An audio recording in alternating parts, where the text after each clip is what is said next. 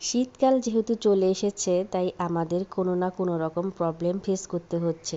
আসসালামু আলাইকুম এভরিওয়ান, কেমন আছেন আপনারা সবাই? আই হোপ আপনারা সবাই ভালো আছেন। আল্লাহ পাকের অশেষ রহমতে আমিও ভালো আছি। ঠিক ভালো বললে চলবে না, একটু ভালো মন্দ মিলিয়ে আছি। যেহেতু এখন উইন্টার সিজন, তাই কিন্তু সবাই কম বেশি একটু ঠান্ডা, জ্বর, সর্দি, কাশি এরকম একটু হয়েই থাকে। কারণ এই সময়টা একটু ওয়েদার চেঞ্জ হয়, আর ওয়েদার চেঞ্জ হওয়ার কারণেই কিন্তু আমাদের নানান সমস্যা আর কি দেখা দেয়। এটা সময়ের পরিবর্তন। কি বলবো, আমার কিন্তু অলরেডি ঠান্ডা লেগে গেছে, আর আমার ভয়েসটা আবার করতেও খুব একটু কষ্ট হচ্ছে। তাতে কোনো প্রবলেম নেই, যেহেতু আমি আমার আপু ভাইয়াদের সাথে এটা শেয়ার করব, তারা তো আমার নিজস্ব লোকই। তো এই জন্য আমি আর কিছু ভাবলাম না, এই ভাঙা গলাতে একটু শেয়ার করে ফেললাম। আসলে কি, ঘরে অনেক কাজকর্ম করতে করতে কখন যে ভুলেই যাই যে নিজের প্রতি একটু টেক কেয়ারও করতে হবে। তো আমার কিন্তু রং চাটা খাওয়ার বেশ একটা অভ্যাস নেই, আর বিশেষ করে আমি আদা দিয়ে গরম পানি করে একটু খাই। তো আজকে ভাবলাম যে ঘরের কাজগুলো কিন্তু পড়ে আছে, আর এখন শীতকাল যেহেতু দেখা যায় ঠান্ডা লিকুইড জাতীয় জিনিস কিন্তু বাচ্চারা খেতে চায় না। তো আমি ভাবলাম যে মেয়ের আব্বু বাড়ি আর কি বাজারে গেছে, তো বাজার থেকে যদি শুকনো কিছু কিনে আর কি রেখে দিই ঘরে, তো ওদের জন্যই ভালো হবে। আমি যেহেতু অসুস্থ, তো আমি কোনো একটা কিছু করে দিতে পারবো না।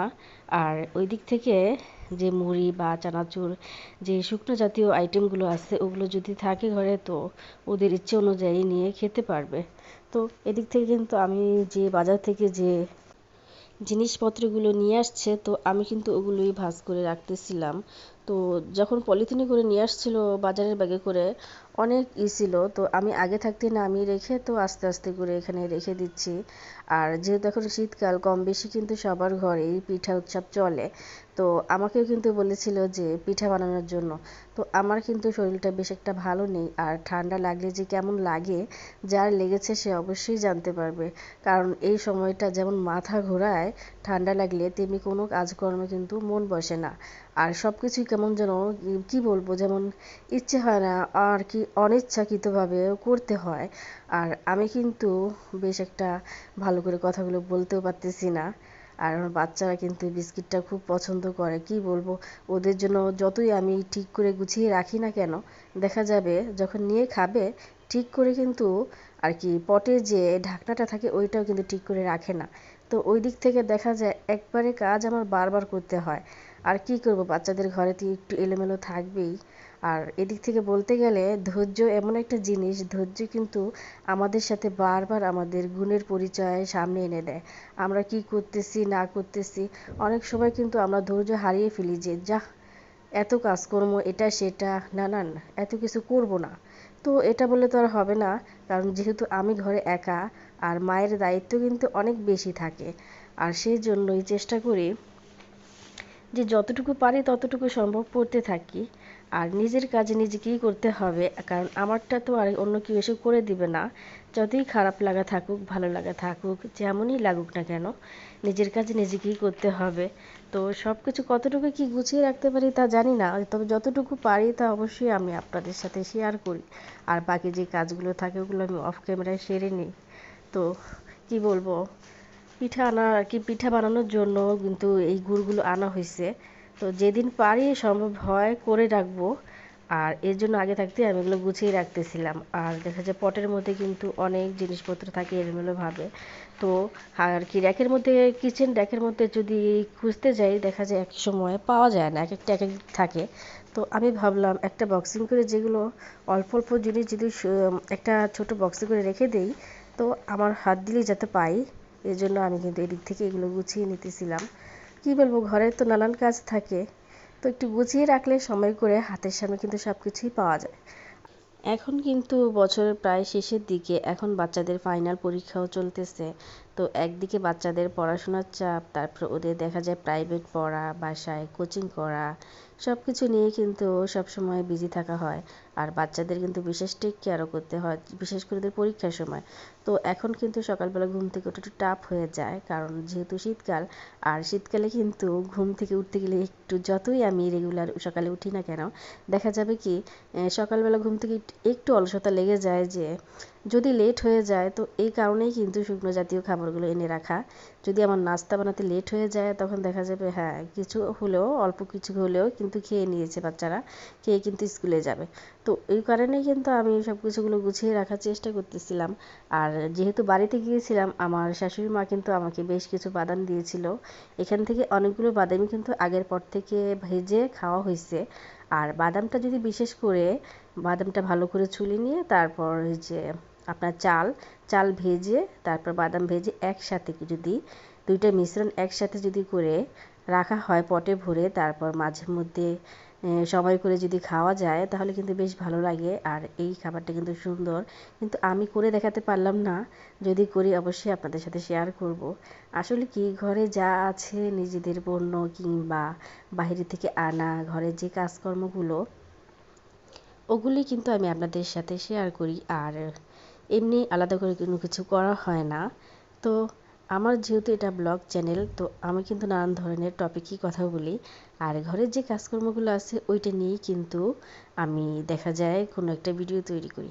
তো আমি ভাবলাম যে এটা যদি করে রাখি ঠিক করে, তো আমার জন্য একটু সহজ হবে। তো সব কিছু ভাবতে গেলে দেখা যায় যে কম বেশি কিছু হয়ে যায়, আবার কিছু রয়ে যায়। তো এটা নিয়েই কিন্তু কাজ। তো আজকে কিন্তু আমি শুধুমাত্র কিচেন র্যাকটাই কিন্তু খাবারের জন্য গুছিয়ে রাখলাম। আরও তো অনেক কাজকর্ম থাকে, ওগুলো কিন্তু আমি অফ ক্যামেরায় সেরে নিয়েছি।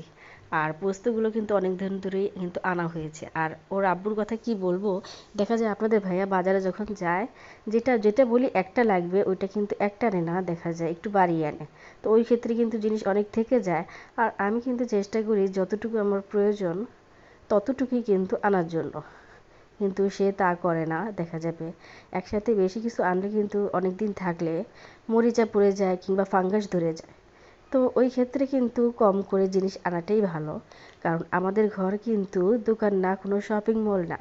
আর বাজার যেহেতু আছে, তো আমি মনে করি সাপ্তাহিকভাবে আর মাসিকভাবে যতটুকু প্রয়োজন তাই আনার। আর বেশি করে আনলে দেখা যাবে ওটা বেশি সময় ধরে কিন্তু ভালো থাকবে না। তো সব কিছুই কিন্তু আমাদের নিজেদের মধ্যেই, আর বেশি কিছু বলার নেই।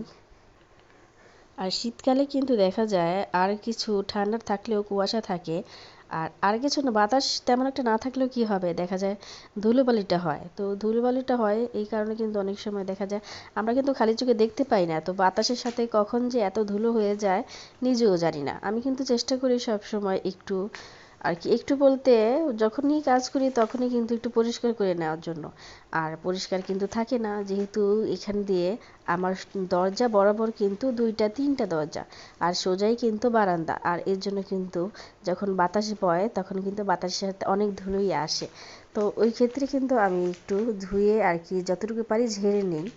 আর এই কাজকর্ম আমি দেখেন, এই যে পিঠা তৈরির খাসটা নিয়ে আসছিলাম সেই কবে, তো সময়ের জন্য কিন্তু আমি পিঠা বানাতেও পারতেছি না।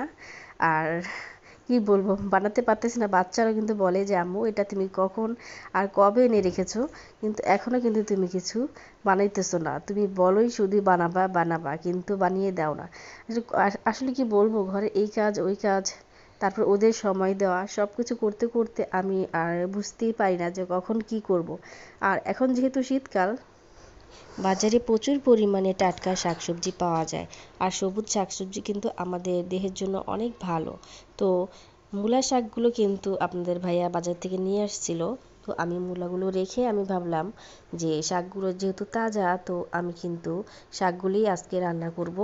আর বাকি যেগুলো ওগুলো পরে করে নেব। তো আমি কিন্তু আগে থাকতে শাকগুলোই কিন্তু ভালো করে বেছে তারপর কিন্তু কুচি করে কেটে নিয়েছিলাম।